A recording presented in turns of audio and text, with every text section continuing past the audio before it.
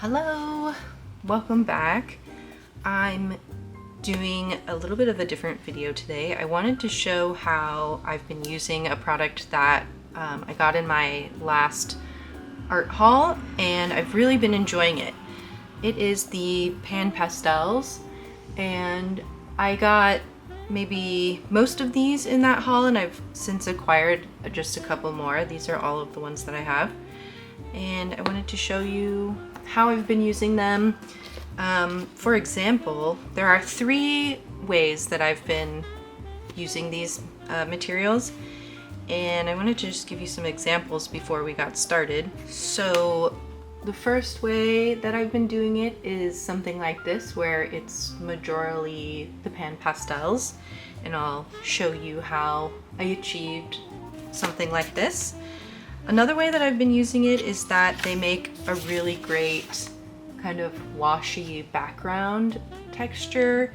So here's an example where I just used it in the background only, and then I went over top of the PanPastels with other materials, which I'll also show.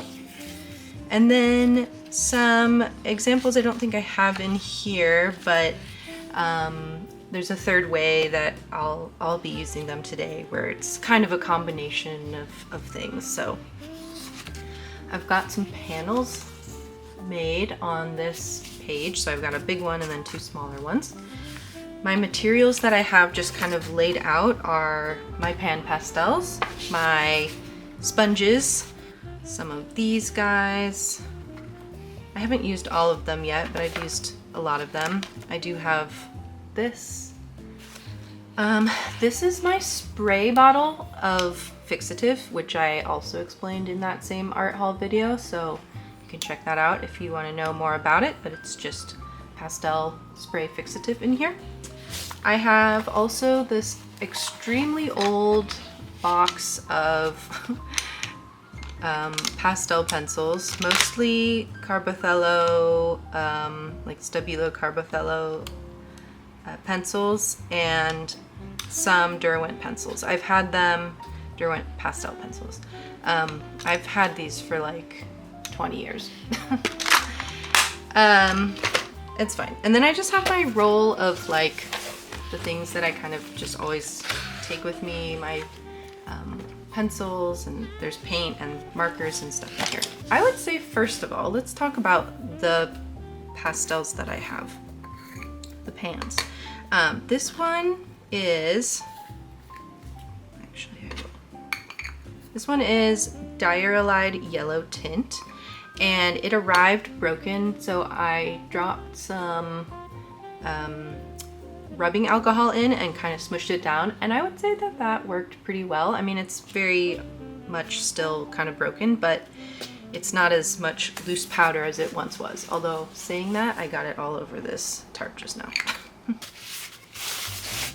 The other colors that I have: vermilion medium, ultramarine blue tint, ultramarine blue, this is chromium green oxide, bright yellow green shade, burnt sienna, orange, and raw umber tint.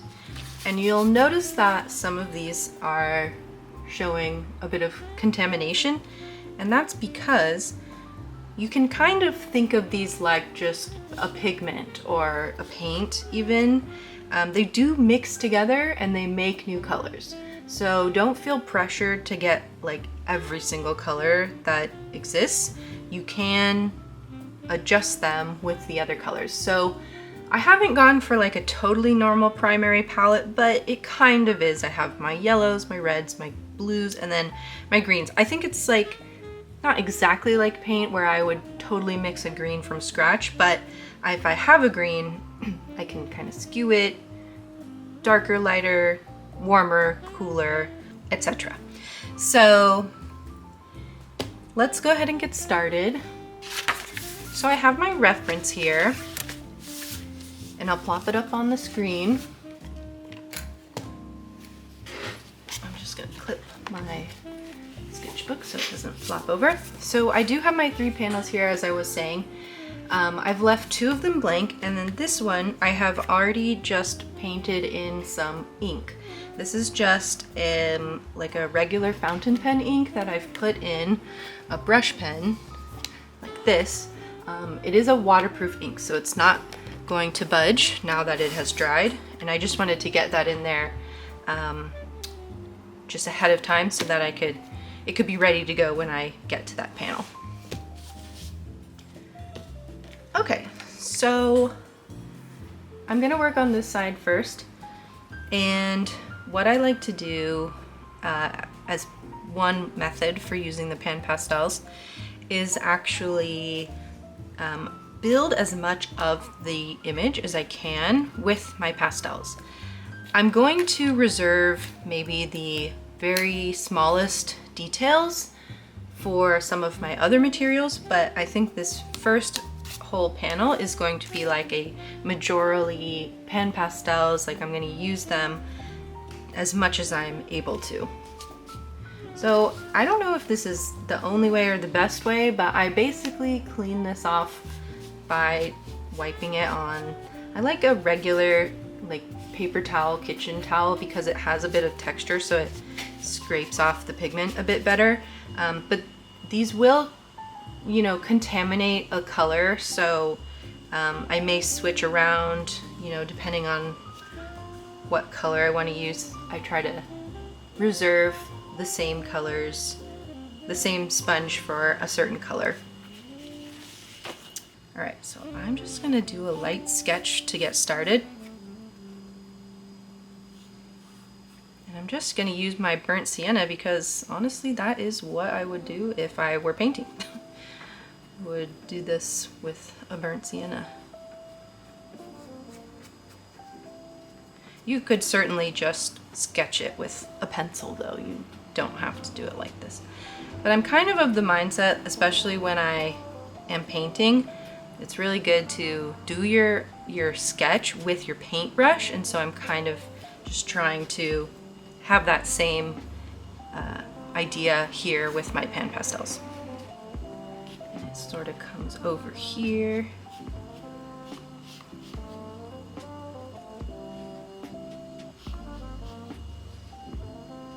And then I want to mark my area of these really tall wildflowers so that I'm keeping them in mind.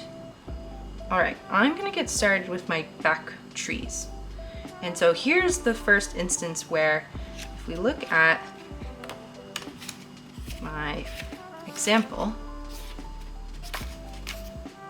I like how I made this very dark blue here, but you'll see I don't have a blue. I mean, this is my darkest blue, but it's still pretty light.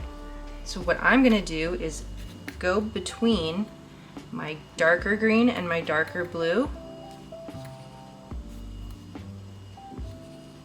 Just kind of mixing them, and I'm gonna plop that right onto my page. And having that burnt sienna underneath is also gonna mix in because I didn't spray that down first, I didn't fix it or anything. So it is still a loose, you know, it's a loose powder still. So that's the first layer. I do find these to be very buildable. So I'm gonna go in and try and work on that and get them even darker in some areas.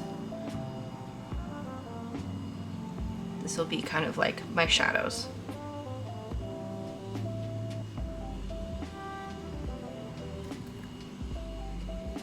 I'm gonna switch to this because I've already been using it for the lighter blue, which I'm now gonna put in for my sky. So I'm just doing big circular motions here. So because my reference does have clouds that peek right over the trees, I'm gonna leave kind of a wide berth, if you will. So that white space can represent my clouds. All right, I'm gonna mix my yellow with my lighter green. I might also include a little light blue because I want to now get this very far back. I'm gonna like do a big sweeping block of color in this area, but I'm going to start very light blue green and with a bit of that yellow, that pale yellow in, and as I get closer to the front, it's going to be much more saturated green. So I'm mixing this yellow with my light green, and I think I'm gonna add a little blue, and let's just see what that does. So it's kind of the three colors together. Okay, that's kind of good. That's kind of what I wanted. Now I am going right up against my trees here, and it's smudging them a little, and that's okay.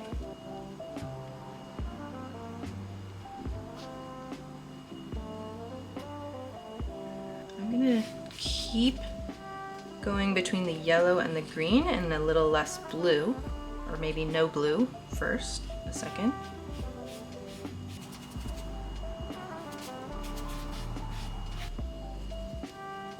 Keep adding green. And now I'm gonna move up and down like this to kind of mimic the standing grasses and the flowers. Now I'm pretty much just using my light green color. And now I'm gonna mix some of my darker green and my lighter green to get a little more depth. I'm gonna wipe off so that I can go back to just more of my pure lighter green, so that my shadow area can have some contrast on all sides and we will recognize it as a shadow.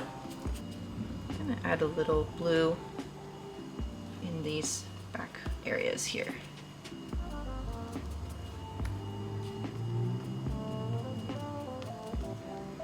Here's my pathway.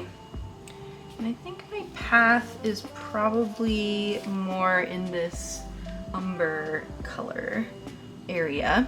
This is a new one for me. I just got it, and actually I'm kind of filming out of order, so I will have another art haul video soon, and it will show me revealing this PanPastel. It's okay. Sometimes you just gotta film it in the order you need to film it in. I'll just use this guy because I haven't really used it yet.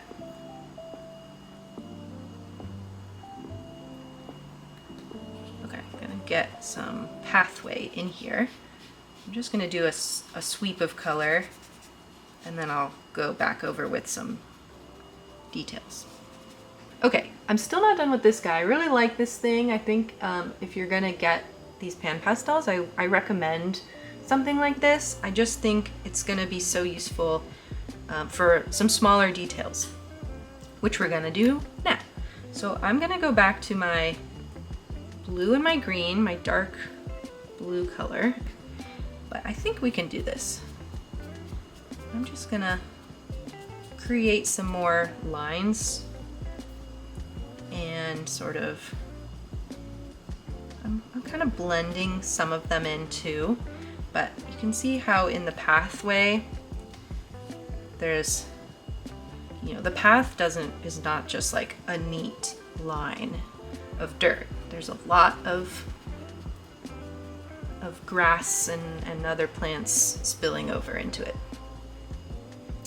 So I'm just adding a little texture, and since this is a bit further away, I'm blending it as I'm adding it, and I'm keeping things very stripy up in the front here, in the foreground.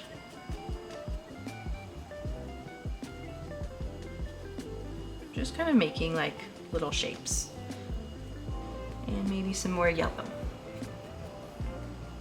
Just to honestly like vary up the plants, show that there's different things in this field, and we're gonna make that even more obvious in a little bit. So here's what we have so far, and I think I'm ready to kind of add my details and get going with the rest of this.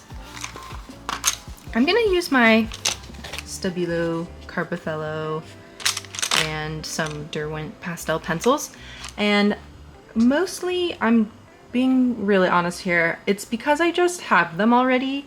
I'm going to show you both these kinds of pencils and regular colored pencils.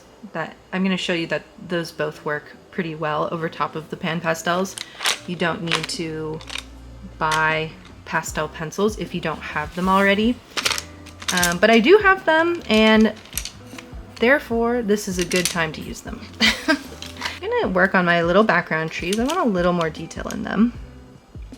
So I have this kind of dark blue, and I know already just from having done this the first time that this specific dark blue pencil doesn't work very well in general, and it's got nothing to do with the PanPastels, but I'm gonna give it a go anyway because it's like the color I want to use the most, of course.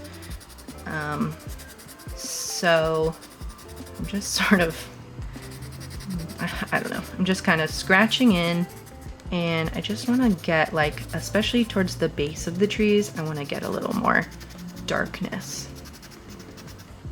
But this specifically doesn't work very well. You'll see that the rest of the colors work fine. So I'm actually going to switch to a regular colored pencil. Let's do ink blue Derwent Drawing pencil. And you'll see it goes over swimmingly. If you were not going to use any pastel pencils, I would go ahead and even fix, like spray fixative on that first level, that first layer, I mean. I would go ahead and do that before your pencils. But because I know I'm gonna keep going over with like the pastel medium in pencil form, I'm gonna spray it all at the end. I'm just kind of like blotting some of that. Okay, I've got a variety of purples here. I have a darker purple, but I think I'm gonna get started with these two. So I think neither are like really the color, but that's okay. We're not trying to match it exactly. So I'm gonna start with this one, which is maybe the closest, but a bit too dark. And I'm just putting it on its side, and I'm just kind of making these little scribblies. And then I think maybe we can tone it down using some other colors. And I suppose this is one argument for having the pastel pencils, because I do think it's a bit easier to achieve this effect with these. And this effect, I mean like adjusting the color, because they are, you know, they're like the PanPastels, how we can adjust those colors. Okay, let's try that. I'm gonna first go over it with this like lighter, more, it's called dark violet, but it's, you know, it's like a lilac, a periwinkle almost. So see if that sort of tones it down.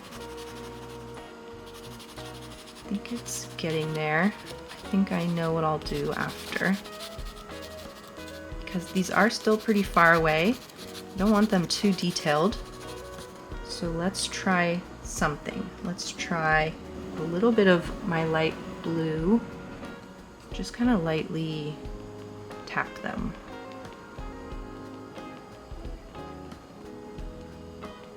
I think that's working.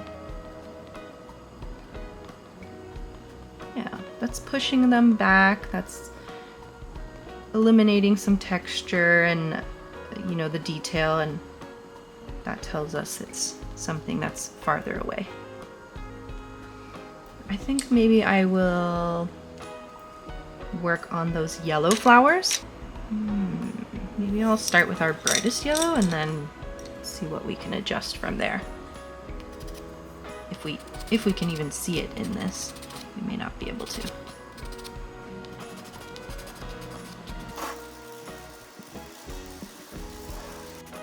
I'm keeping things pretty much in the scribble, the same scribble I was doing, but I'm making kind of bigger scribbles and kind of like random directions.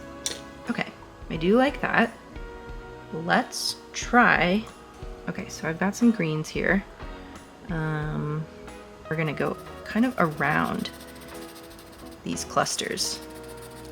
And we're just gonna make them stand out a bit more because we're offering more contrast surrounding them.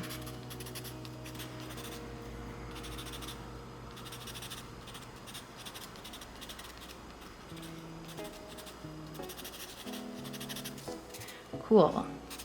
And these are, you know, this is kind of mimicking the yellow flowers leaves and the stems by doing this kind of scribbly, scratchy texture. Purple. I'm gonna make these a bit more obvious.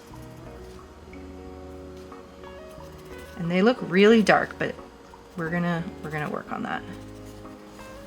Okay, so now I want to try going over those dots with my lighter one and see if that kind of helps.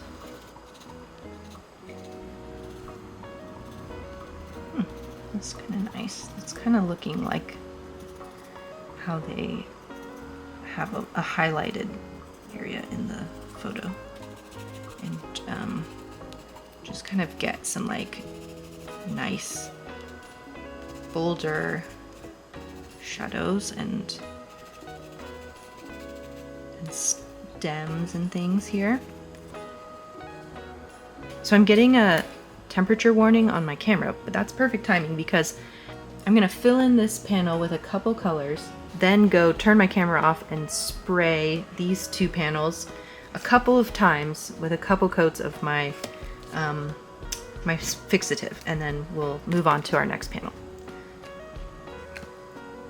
So for this, I'm just taking this kind of flat brush or sponge, and I'm just gonna do like areas of color. And because I don't have that purple color, kind of like what I was using before, I'm gonna use my light blue and just sort of reserve space for them. So we're getting this kind of like not very detailed, but just kind of a wash background. And hopefully my camera doesn't turn off while I'm doing this.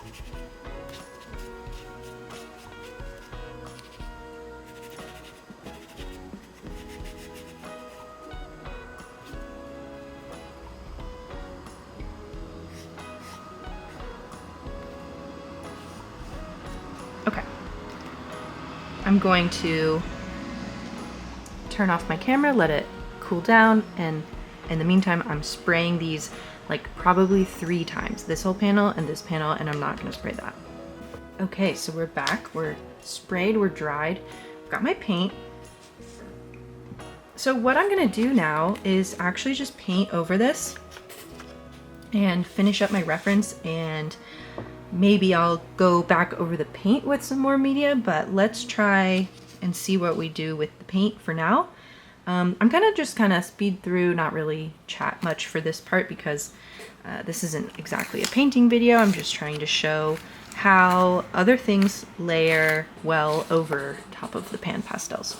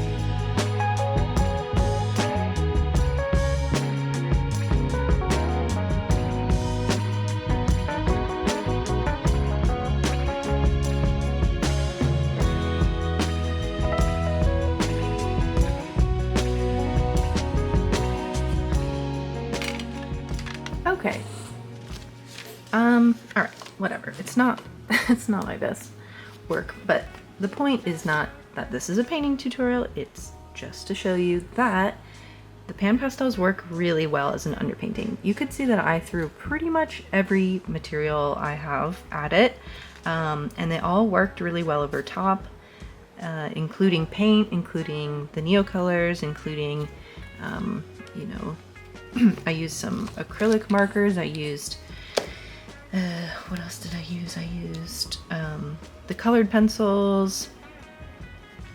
So I think you can really do anything on top. Now, some people will use water to blend or soften or like eliminate dust for pastels. That's okay, but just know that when the water dries, it will still kind of rub off when you touch it. When you use something like paint, there's that binder element in the paint so that it really adheres to the paper. So I prefer to go over top with real paint, and if I'm gonna do like a wet media on top of the dry pastels. So that's just something to keep in mind. Okay, I have a little bit of time left to do this final panel, and it's really going to be very similar to this top one with the irises. I'm just going to start with, instead of the pastels, I'm just kind of gonna do a painting over top of this under wash, this ink, and I'm going to then use the pastels on the top of the wet media once it's dry.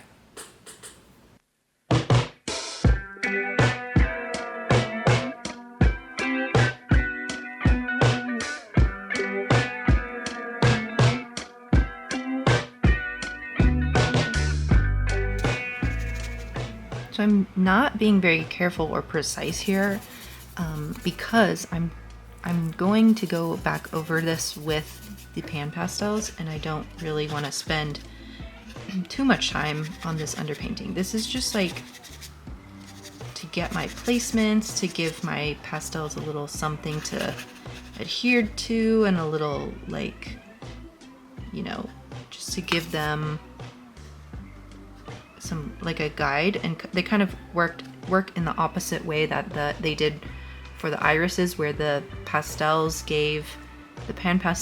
gave the wash and the warmth and the little bits of color poking through to the painting. So now the painting is going to give the wash and the warmth and the little bits of color poking through to the PanPastels.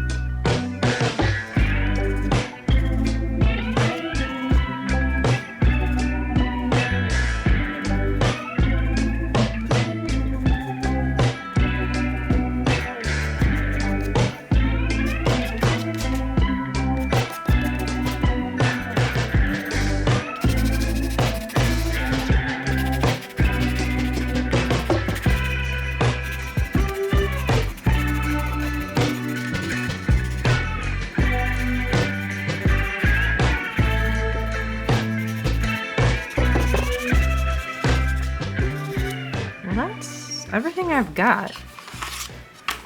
I hope you liked it. I hope that you found this helpful. I think there's 3 kind of distinct ways of doing it. I mean, I would argue you can get kind of similar results no matter how you go about it, but there's enough differences, and it kind of depends on, you know, what you feel most comfortable with and what you like to use. So those are the ways that I do it. So if you have any other tips, please feel free to drop them in the comments and let us know if you also have been curious or have been using your PanPastels. Thanks so much for joining. Bye.